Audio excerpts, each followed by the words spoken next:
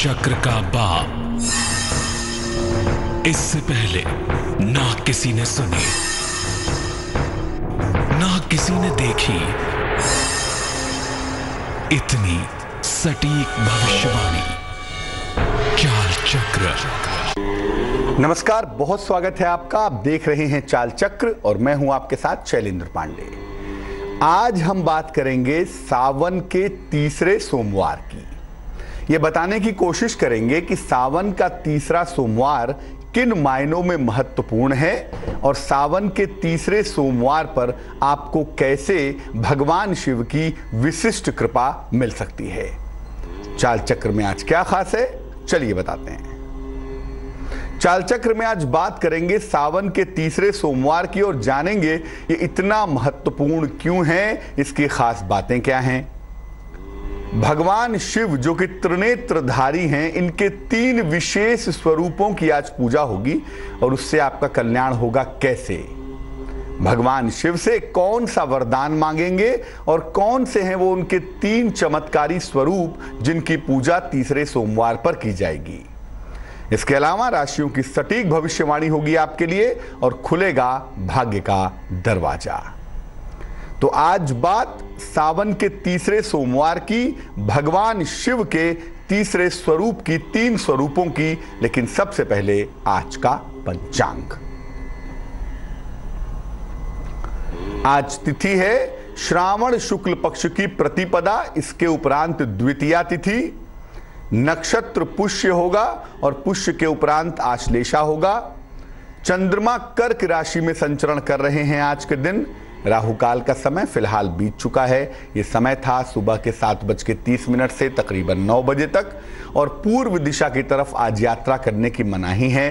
तो बेहतर होगा कि आज पूर्व दिशा की तरफ यात्रा ना करें, लेकिन अगर यात्रा करना जरूरी है, मजबूरी है, तो जरा सी मिश्री खा के और भगवान का स्मरण करके यात्रा करेंगे तो मुश्किल से बचे रहेंगे। अपने विषय पर आते हैं। सावन का हर सोमवार अपने आप में महत्वपूर्ण है, ये हम सब जानते हैं। और सावन के हर सोमवार पर मंदिरों में भक्तों की भीड़ उमड़ जाती है भगवान शिव को जल अर्पित करने के लिए। बहुत सारे लोग सावन के सोमवार का व्रत भी रखते हैं, उपवास भी रखते हैं, ताकि भगवान शिव की कृपा उनको मिल सके। लेकिन तीसरा सोमवार इस मायने में महत्वपूर्ण है क्योंकि इसमें भगवान शिव के 3 स्वरूपों की उपासना की जाती है। वैसे तो सहस्त्र स्वरूप हैं भगवान के, लेकिन 3 विशेष स्वरूपों की उपासना की जाती है सावन के तीसरे सोमवार पर, और वो विशेष स्वरूप विशेष वरदान प्रदान करते हैं। सावन के तीसरे सोमवार की विशेषता क्या है, पहले यही जान लेते हैं। देखिए, भगवान शिव सृष्टि के 3 गुणों को नियंत्रित करते हैं। 3 गुण कौन से हैं? सतगुण, रजोगुण और तमोगुण। इन तीनों गुणों को जो नियंत्रित करते हैं, जो गुणातीत हैं, जो गुणाधीश हैं, वो भगवान शिव हैं। शिव स्वयं भी त्रिनेत्रधारी हैं। 3 नेत्र हैं उनके, 2 आपको दिखाई देते हैं और एक अंदर का नेत्र होता है जिसको डिवाइन नेत्र, दिव्य नेत्र भी कहते हैं, वो भी है उनके पास। शिव जी की उपासना भी मुख्य रूप से 3 रूपों में की जाती है, ये भी जान लीजिए।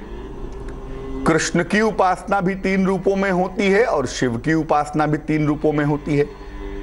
तीनों स्वरूपों की उपासना करने के लिए सावन का तीसरा सोमवार सबसे ज्यादा इंपॉर्टेंट होता है, सबसे ज्यादा महत्वपूर्ण होता है। सावन के तीसरे सोमवार पर भगवान शिव के तीनों स्वरूप की उपासना आप कर सकते हैं। और जब आप तीनों स्वरूपों की उपासना करते हैं तो आप अपने हर मनोकामना की पूर्ति भी कर सकते हैं। हमेशा कहता हूं मैं कि भावी मेट सके त्रिपुरारी। इस सृष्टि में आपके कर्म के फल को मिटाने की शक्ति, आपके भाग्य को, भविष्य को बदलने की शक्ति सिर्फ एक ही तारक ब्रह्म के स्वरूप के पास है और वो है शिव। उसके अलावा किसी की पूजा कर लीजिए, किसी की उपासना कर लीजिए, कम से कम प्रारब्ध नहीं बदल सकता, आपका भाग्य नहीं बदल सकता, लेकिन शिव की कृपा से जो लेखनी में लिखा है ना, वो भी बदल जाता है। और ऐसा देखा भी है, ऐसा अनुभव भी है। 3 3 स्वरूपों की हम बात कर रहे हैं सावन के तीसरे सोमवार पर। सबसे पहले स्वरूप को जानते हैं कि भगवान शिव का पहला स्वरूप कौन सा है जिससे ग्रह नियंत्रित होते हैं, जिससे ग्रह कंट्रोल होते हैं, और वो कौन सा स्वरूप है जिसकी कृपा से आप दुनिया के समस्त समस्याओं को चुटकी भर में दूर कर सकते हैं। वो पहला स्वरूप है भगवान नीलकंठ का। भगवान शिव का नीलकंठ स्वरूप क्या है भाई? समुद्र मंथन जब हुआ दैत्यों में और देवताओं में, दोनों ने समुद्र का मंथन किया कि जैसे दही मथते हैं तो उसमें से क्रीम निकलता है, वैसे ही समुद्र मथेंगे तो अमृत निकलेगा। समुद्र मंथन के दौरान सबसे पहले हलाहल विष निकला, कालकूट नाम का एक विष निकला, और वो इतना तीव्र था कि पशु पक्षी मानव देवी देवता सब पटापट मरने लगे, इतना जबरदस्त था। जब विष निकला तो अब चक्कर इसको कौन संभाले? भगवान शिव ने मानवता की रक्षा के लिए उस विष को पी लिया। अब देखिए कितनी खूबसूरत बात है। यहां जो समझने वाली बात है वो ये है कि देवता और राक्षस किस चीज के लिए मंथन कर रहे थे? कि अमृत निकले ताकि वो अमर हो जाएं। लेकिन शिव को इस अमरता की आवश्यकता नहीं है, उन्हें किसी भी अमृत की आवश्यकता नहीं है। अमृत निकलने के पहले भी वो अमर थे और अमृत निकलने के बाद भी वो अमर हैं। इसीलिए जब विष निकला तो भगवान शिव ने विष ग्रहण किया और उसे अपने कंठ में रोक लिया। अब चूंकि विष बहुत तीव्र था, बहुत तीक्ष्ण था, इसलिए उनका कंठ नीला हो गया, ब्लू हो गया। नीला कंठ होने की वजह से भगवान शिव के इस स्वरूप को नीलकंठ कहा जाता है। अब एक बड़ी और अच्छी बात है, जो कंठ है ना, वहां पर एक चक्र है, वहां पर एक आध्यात्मिक चक्र है जिसको विशुद्ध चक्र कहते हैं। विशुद्ध चक्र पर किसी चीज को रोकने का मतलब क्या है? विशुद्ध चक्र पर जब फोकस करता है आदमी तो इसका मतलब है कि वो त्रिकालदर्शी है। विशुद्ध चक्र का मंत्र ही यही है, हम बीजम धरणिम गगनम ध्यायेत निराकारम बहुप्रभम ज्ञानम त्रिकाल विश्वम ऐश्वर्यम अणिमादिकम। जो विशुद्ध चक्र पर कमांड करता है उसे त्रिकाल विश्व का ज्ञान प्राप्त हो जाता है। शिव ने उस विष को विशुद्ध चक्र पर रोका, अपने कंठ में रोका, इसीलिए उन्हें नीलकंठ कहा जाता है, क्योंकि उन्हें अमरता की आवश्यकता नहीं है। वो अमृत पिए या ना पिए, वो मृत्युंजय हैं, वो अमर हैं। और गले में इस विष को रोकने की वजह से वहां की जो आभा है गले की, वो शिव की आभा नीली हो गई, इसीलिए उनका एक नाम नीलकंठ पड़ गया। जो कोई भगवान शिव के नीलकंठ स्वरूप की उपासना करता है उसको शत्रु बाधा परेशान नहीं करती, शत्रु उसका कुछ नहीं बिगाड़ सकते, उसके खिलाफ कोई षड्यंत्र नहीं हो सकता, और उस पर तंत्र मंत्र जैसी चीजों का असर भी नहीं होता। क्योंकि दुनिया के जितने भी तंत्र हैं, जितने भी मंत्र हैं, उनके जो सृजन करता है वो शिव हैं।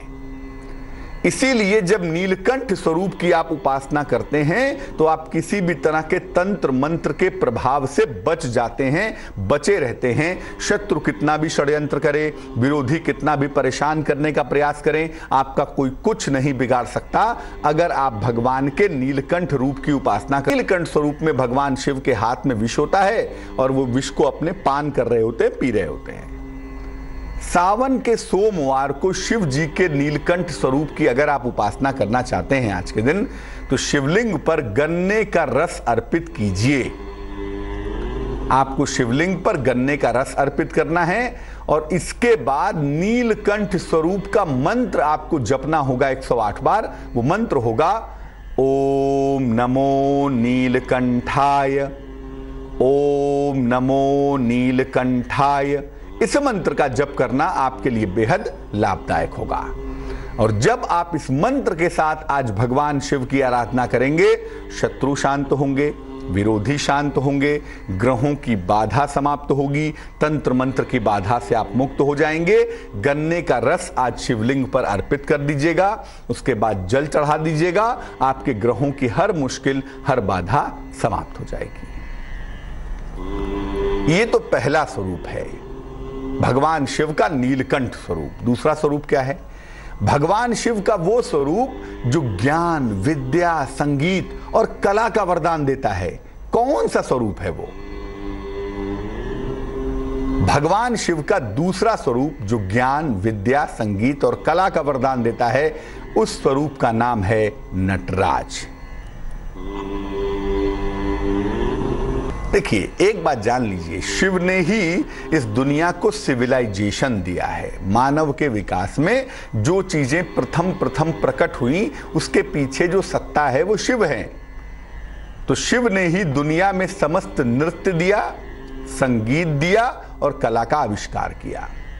यहां तक कि जो शब्द बोले जाते हैं ना, जिन शब्दों की हम बात करते हैं, जो शब्द संस्कृत के इस्तेमाल किए जाते हैं या शब्द देवनागरी के आए, वो शिव के डमरू से निकले। ऐसा कहा जाता है कि पाणिनि को सबसे पहले शिव के डमरू से शब्द प्राप्त हुए थे। अयुड रिलिक रिंगोच, यहां से शुरू होता है ना। तो शिव के डमरू से ही वो शब्दों का निर्माण हुआ। जो संगीत है, जो कला है, जो वाद्य है, उसके अधिष्ठाता भी शिव हैं। नटराज क्या है? नटराज शिव नृत्य दो तरीके से करते हैं। एक आनंद में नृत्य करते हैं। जब शिव आनंद में नृत्य करते हैं तो वो नटराज होते हैं, और जब वो क्रोध में नृत्य करते हैं तो उसे तांडव कहते हैं। और शिव का तांडव करते हैं महाकाल स्वरूप में। वो खतरनाक मामला है। नटराज माने आनंद की मुद्रा में लीन होकर जब शिव संगीत देते हैं, कला का प्रचार करते हैं, कला देते हैं, संगीत देते हैं, नृत्य देते हैं, तो फिर शिव नटराज हो जाते हैं। नृत्य कला के तमाम भेद, नृत्य कैसा होगा, कितनी ताल पड़ेगी, कितने विसर्ग होंगे, कहां पर स्वर उठेगा, कहां पर गिरेगा, संगीत के भेद क्या हैं, और नृत्य और संगीत की जो सूक्ष्म चीजें हैं। नृत्य का मतलब केवल हिलना और कूदना नहीं होता। नृत्य एक आर्ट है ना, और आर्ट कैसा? आध्यात्मिक आर्ट है, स्पिरिचुअल आर्ट है। इसीलिए शिव ने इसके बारे में तमाम सूक्ष्म चीजें भी अपने शिष्यों को बताई और समझाई हैं। शिव ने ऐसे नृत्यों का सृजन किया है जिसका असर हमारे मन, शरीर और आत्मा पर पड़ता है। कूदने की बात नहीं कही है। शिव ने अद्भुत नृत्यों का सृजन किया, और ये वो नृत्य हैं जिनके प्रभाव में आ जाने से व्यक्ति को अद्भुत लाभ होता है, अद्भुत फायदा होता है। मन का फायदा, शरीर का फायदा और आत्मा का फायदा व्यक्ति को प्राप्त होता है। जीवन में सुख के लिए, शांति के लिए और आनंद के लिए नटराज स्वरूप की पूजा की जाती है। अगर आप कलाकार हैं, संगीतकार हैं, गाते हैं, नृत्य करते हैं, कला की किसी विधा से आपका संबंध है, कला के किसी क्षेत्र से आप संबंध रखते हैं, तो भगवान शिव के नटराज स्वरूप की आपको पूजा करनी चाहिए। खास तौर से जो लोग संगीत या नृत्य के क्षेत्र में हैं, उनके लिए भगवान का नटराज स्वरूप विशेष लाभकारी है। ज्ञान, विज्ञान, कला, संगीत और अभिनय के क्षेत्र में सफलता के लिए भी इनकी पूजा विशेष उत्तम होती है, विशेष फलदायी होती है। सावन के सोमवार को घर में सफेद रंग के नटराज की स्थापना करनी चाहिए। आज सावन का सोमवार है। आप छोटी सी या बड़ी सी भगवान के नटराज स्वरूप का एक चित्र ले आए या मूर्ति ले आए और इसको घर में रखें। इनकी उपासना में सफेद रंग के फूल अर्पित करें। आज तो करेंगे ही, और जो लोग संगीत, कला, नृत्य, अभिनय के क्षेत्र से जुड़े हुए हैं, इनको रोज भगवान नटराज को सुबह सुबह नमस्कार करना चाहिए, उनको सफेद फूल अर्पित करने चाहिए, और फिर आप देखिएगा आपके कला में, संगीत में, अभिनय में, नृत्य में चार चांद लग जाएंगे। शिव के बारे में कहते हैं कि विष का प्याला पीकर शंभु नीलकंठ जगदीश हुए। जब दुनिया में कोई रास्ता ना दिखाई दे तो सिर्फ एक ही रास्ता है, शिवस्य नाम मात्रम। शिव के अलावा कोई नाम नहीं है। दुनिया के सारे रास्ते जब बंद हो जाए, कुछ समझ में ना आए, तो सिर्फ एक ही सत्ता आपकी सहायता कर सकती है, वो शिव है। दूसरी कोई सत्ता पैदा ही नहीं हुई। इसीलिए भगवान शिव का तीसरा स्वरूप वो स्वरूप है जो आपकी हर मनोकामना को पूरा कर सकता है। अब मनोकामना जस्टिफाइड होनी चाहिए, रीजनेबल होनी चाहिए। अब आप कल से कह दीजिए कि साहब सूरज पश्चिम से निकलने लगे, मेरी यही प्रार्थना है, तो ऐसा नहीं होगा। आप कह दीजिए कि मेरे शत्रु के घर में प्रलय आ जाए, तो ऐसा भी नहीं होगा। मनोकामना जरा रीजनेबल हो, जस्टिफाइड हो। कुछ भी मांग लेंगे मिल जाए तो प्रकृति का संतुलन बिगड़ जाएगा ना। लेकिन हाँ, भगवान शिव का एक ऐसा स्वरूप है, तीसरा स्वरूप जिसकी हम बात करने जा रहे हैं, ये वो स्वरूप है जिनकी उपासना से हर मनोकामना पूरी होती है। मानव की सबसे बड़ी मनोकामना क्या है? मानव की सबसे बड़ी मनोकामना है कि मैं अमर हो जाऊं, अनंत काल तक जीवित रहूं। सबसे पहली मनोकामना आदमी चाहता है, देखता है लोग रोज मर रहे हैं, लेकिन सोचता है कि मेरा नंबर नहीं आएगा। मृत्यु को जीतने की जो कामना है वो व्यक्ति की सबसे बड़ी कामना होती है। जाने अनजाने वो मृत्यु से भागना ही चाहता है, और जिसकी सहायता से आप मृत्यु को जीत सकते हैं वो सिर्फ और सिर्फ शिव का ही स्वरूप है। उस स्वरूप का नाम है महामृत्युंजय। मृत्युंजय का मतलब क्या है? जो मृत्यु को जीत ले। इसका मतलब ये नहीं कि आप मरेंगे नहीं। देखो भाई, हर जन्म में आपको आना पड़ता है। आप जीवनचर्या जीते हैं, शादी विवाह किए, संतान हुई, नौकरी चाकरी किए, फिर मर गए, फिर जन्म लिया, फिर वही किए। हर जन्म में एक ही खुराफात करते चले आ रहे हैं। मृत्यु को तभी जीत पाएंगे जब इस जन्म मरण के बंधन से मुक्ति होगी। जो महामृत्युंजय का मंत्र है उसमें क्या कहा गया? उर्वारुकमिव बंधनान मृत्योर मुक्षीयमामृतात्, यानी इस मृत्यु और जन्म के बंधन से मुक्त करो। मृत्यु न हो ऐसा तो कोई प्रार्थना है ही नहीं, और मृत्यु न हो ऐसा कोई नियम भी नहीं है। मृत्यु तो होगी, लेकिन मृत्यु के बाद दोबारा जन्म नहीं होगा, दोबारा आपको जन्म की आवश्यकता नहीं पड़ेगी, आप शिव में ही लीन हो जाएंगे। यही दरअसल मुख्य सवाल है। तो महामृत्युंजय स्वरूप की पूजा, जो भगवान का तीसरा स्वरूप है, उसकी पूजा आज कैसे की जाएगी?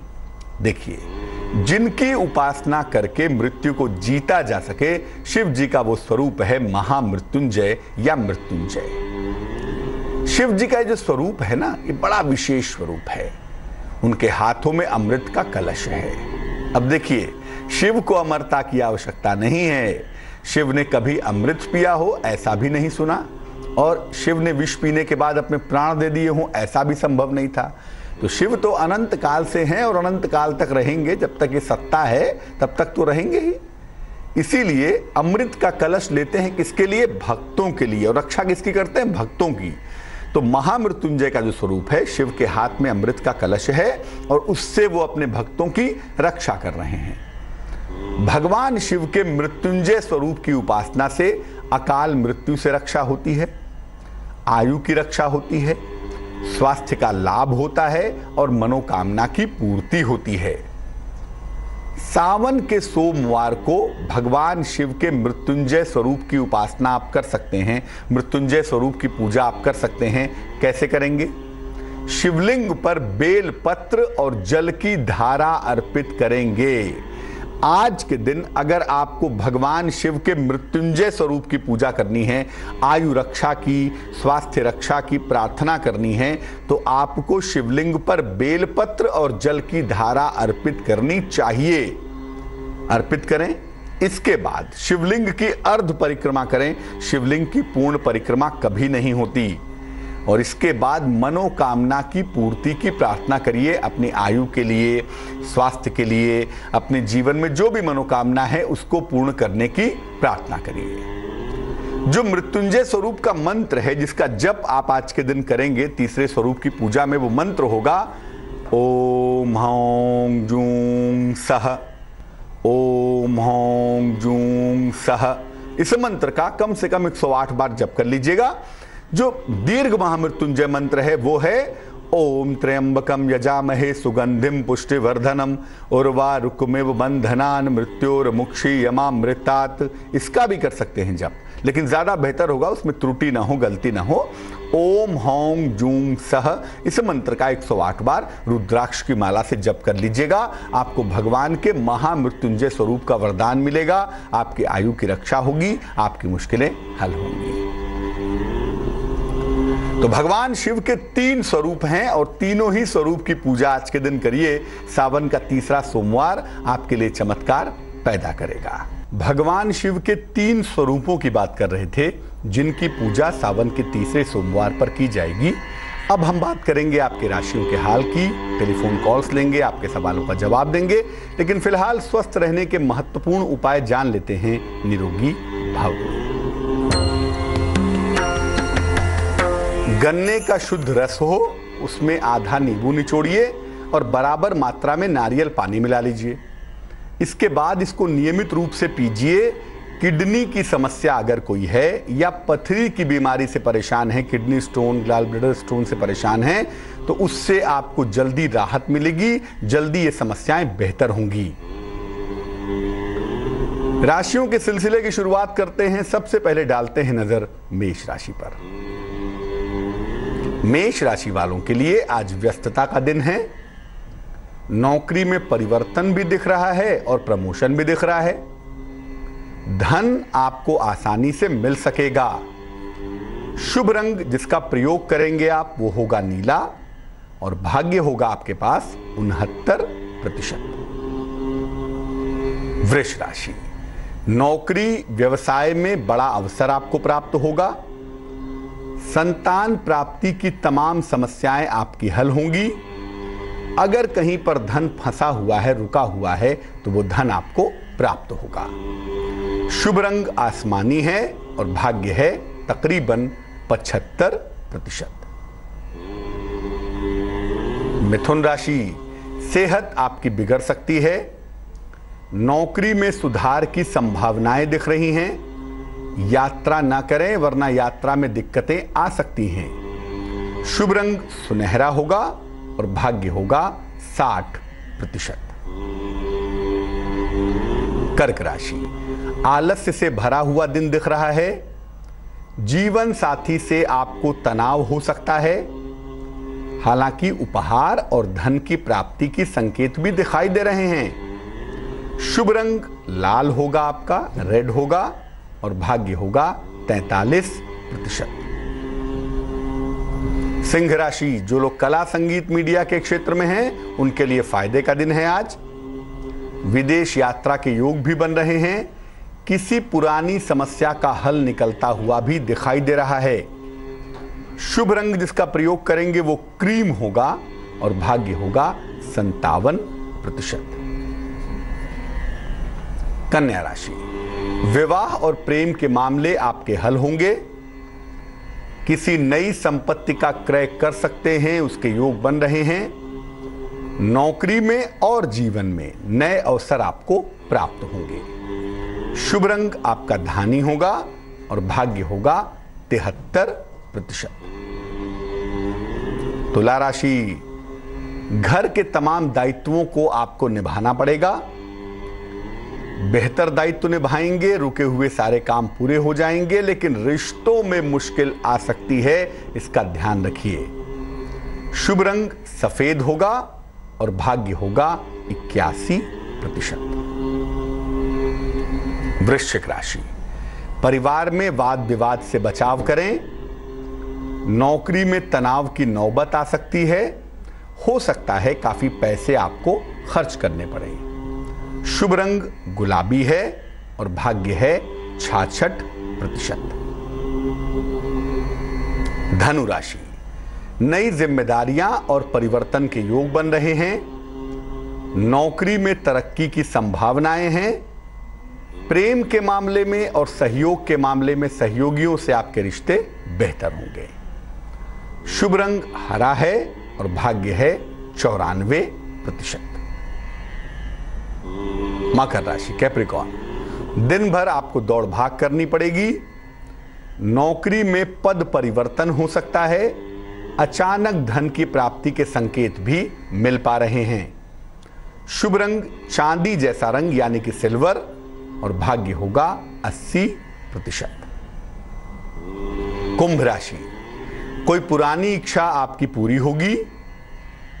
मुकदमों का निपटारा हो सकता है। अचानक कहीं यात्रा पर आप जा सकते हैं।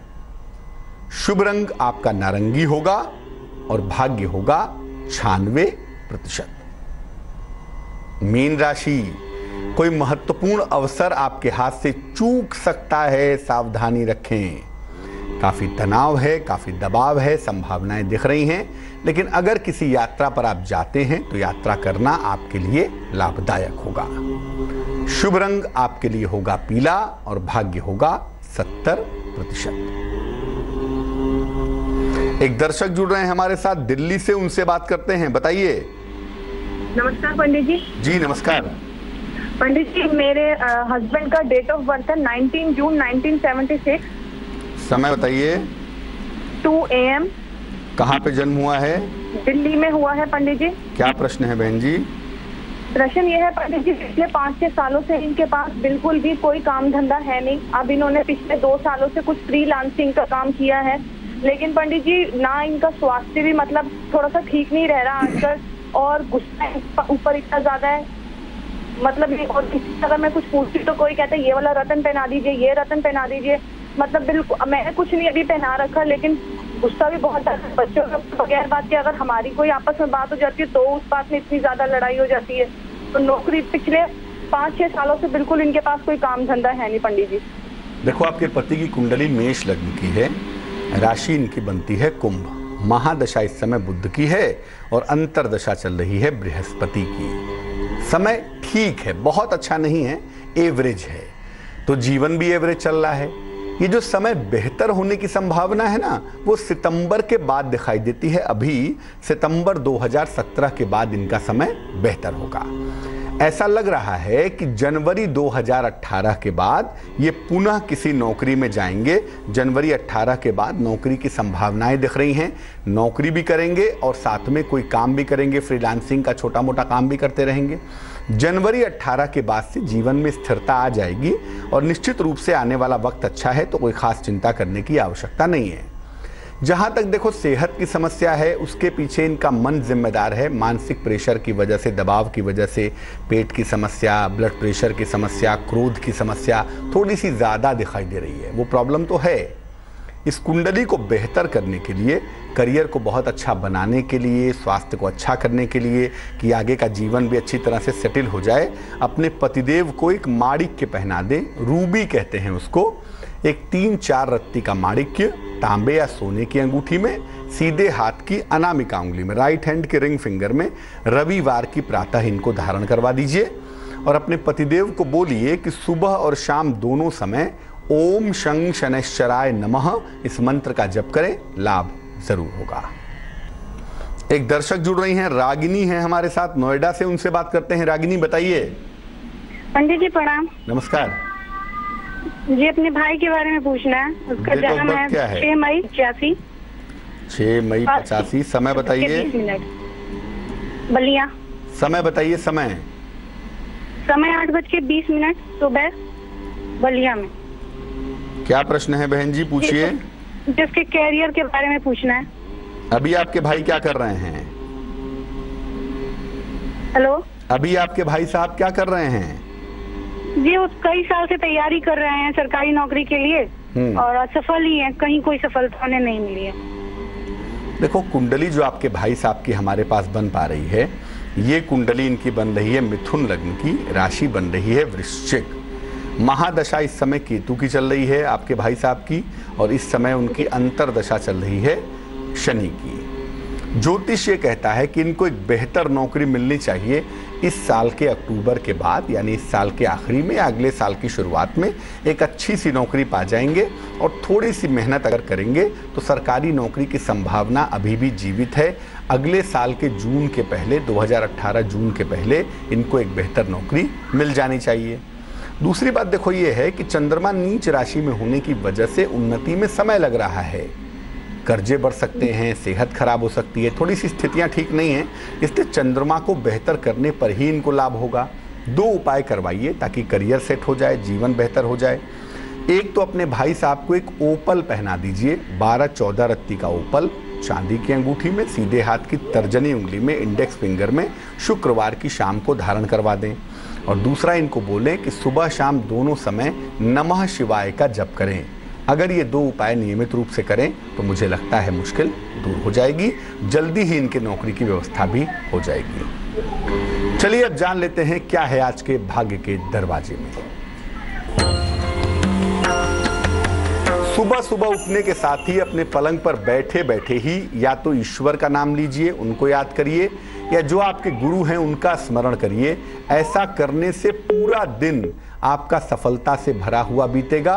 पूरे दिन में आपको सफलता की प्राप्ति अवश्य होगी। तो भगवान शिव के 3 स्वरूपों की हमने आज बात की और भगवान शिव के तीनों ही स्वरूपों की आप पूजा कर सकते हैं, या जैसी आपकी आवश्यकता हो उस स्वरूप को पकड़ करके अगर आप आज पूजा उपासना करते हैं तो आपको विशेष वरदान की संभावनाएं बनती हैं, आपकी मुश्किलें कम होने का योग भी बन जाता है। उसमें सिर्फ जिस बात का ध्यान रखना है कि अमूमन लोग क्या करते हैं, भगवान शिव की पूजा सुबह सुबह करते हैं, मंदिर में जाके जल चढ़ाते हैं, सुबह से भीड़ लग जाती है। देखिए, पूजा आप किसी भी समय करिए, आप सुबह भी करिए, मुझे कोई आपत्ति नहीं है, लेकिन शिव पूजा का जो सबसे परफेक्ट समय होता है वो सूर्यास्त का होता है। सूर्यास्त के 45 मिनट पहले और 45 मिनट बाद का जो समय है, जिसको प्रदोष काल कहते हैं, उस समय में भगवान शिव की उपासना अगर की जाए, उस समय में शिव मंदिरों में जल चढ़ाया जाए, शिव जी के मंत्रों का जप किया जाए, शिव जी को बेलपत्र चढ़ाया जाए, तो विशेष फायदे होंगे। तो बजाय इसके कि सुबह करें, सुबह भी करना चाहें तो करें, लेकिन बजाय इसके कि सुबह करें, आप प्रदोष काल में शिव पूजन करें तो आपको फायदा ज्यादा होगा। चलिए अब जान लेते हैं आज का कीमती समय शुभ पहर में। आज का शुभ पहर है शाम को 6 बजे से तकरीबन 7:30 तक। शिव मंदिर चले जाइएगा और वहां पर घी का एक दीपक जला दीजिएगा, एक मुखी। जीवन की बड़ी सारी मुश्किलें क्यों ना हो, ये तमाम मुश्किलें, तमाम समस्याएं हल होंगी, लेकिन करेंगे शुभ पहर में ही, शाम को 6 बजे से तकरीबन 7:30 तक। तो आज के लिए चाल चक्र में बस इतना ही। मुझे दीजिए इजाजत। आगे देखिए रिश्तों की कहानी संजय सिन्हा के साथ। नमस्कार।